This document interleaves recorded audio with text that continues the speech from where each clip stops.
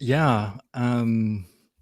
What am I doing to stand out from the crowd? So I've had a lot of gaps in my resume, also a lot of different experiences. Mhm. And that came out of a need for me to, well, figure out what I really wanted to do in my life. So I Mhm. experimented a lot. Mhm. I went from finance to I thought I wanted to become a photographer.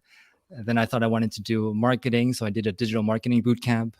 And then I stumbled upon something called UX, user experience, Mhm. and eventually found my way to the Netherlands, where I am currently doing learning and development.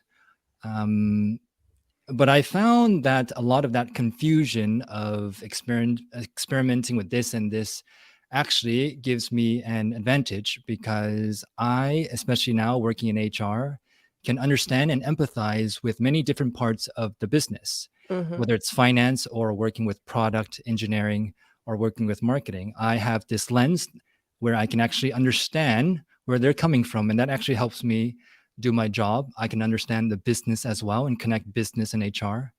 So I do think what was once this big question mark, like, oh, what do I want to do in my life, actually is helping me tremendously in the workplace now.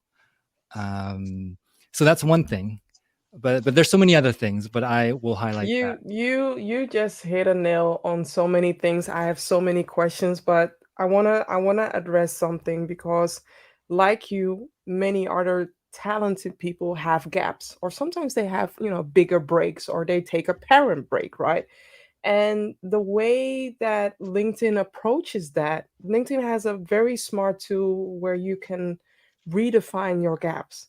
And the way that David rebranded himself, listen back, please listen back, because the way that David rebranded himself, like, I did this and I did that and I did this and I did that, but I'm using all of what I've learned from the past, using it now to set myself stand out from the crowd.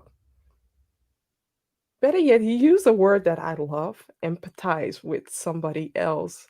But you know what it's like for financial people, like end of the month. Don't call me, don't bother me, especially beginning of the month. Don't call me, don't bother me, because I'm doing my numbers. And then again, also so many other things, right? So I would say see your gap as an adventure, as something that is valuable, because yes, you took the time to learn and upskill, and that means also that you have a way to adapt. That's how I would see it, right? So don't see your gap as a disadvantage, see it as an advantage.